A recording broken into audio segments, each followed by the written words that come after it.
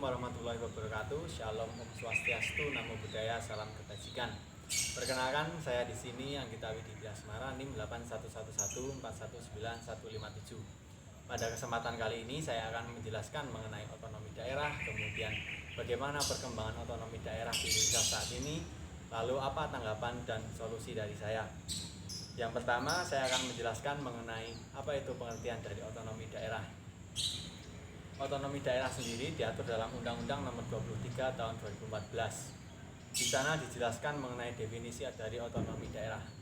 Otonomi daerah adalah hak, wewenang, dan kewajiban daerah otonom untuk mengatur dan mengurus sendiri urusan pemerintahan dan kepentingan masyarakat daerah setempat dalam sistem negara kesatuan Republik Indonesia.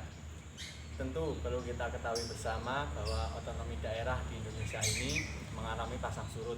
Terkadang otonomi daerah itu berada di suatu bandul desentralisasi, dan kemudian ada kalanya juga otonomi daerah itu berada pada saat sentralisasi. Lalu kemudian tolak ukurnya apa saja?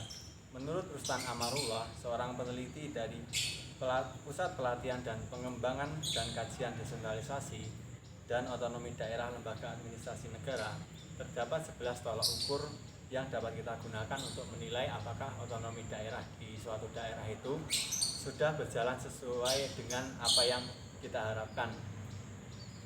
Yang pertama adalah kualitas masyarakat, kemudian kualitas lingkungan, lalu kualitas infrastruktur, lalu konektivitas antar wilayahnya.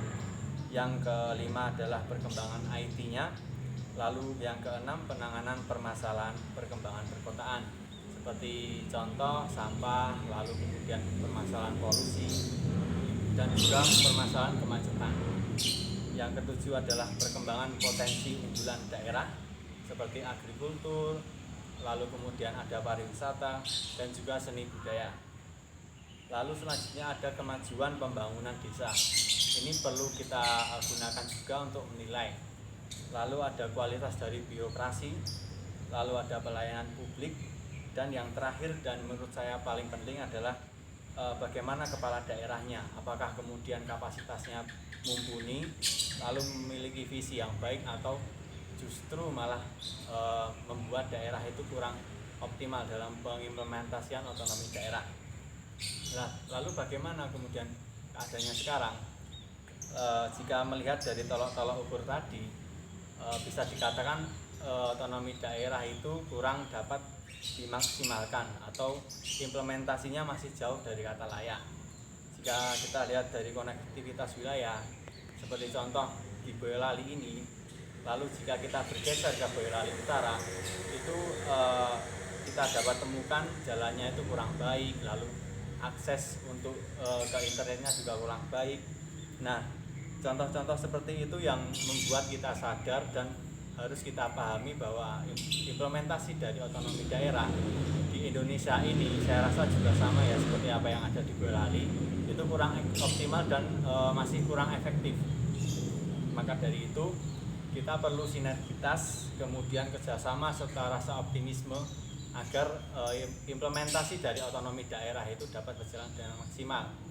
Harapannya kita dapat menjadi alat kontrol kepada para pejabat-pejabat daerah, sehingga ketika para pejabat daerah itu mungkin kurang baik dalam mengatur kebijakan untuk perihal otonomi daerah ini, kita dapat mengkritiknya.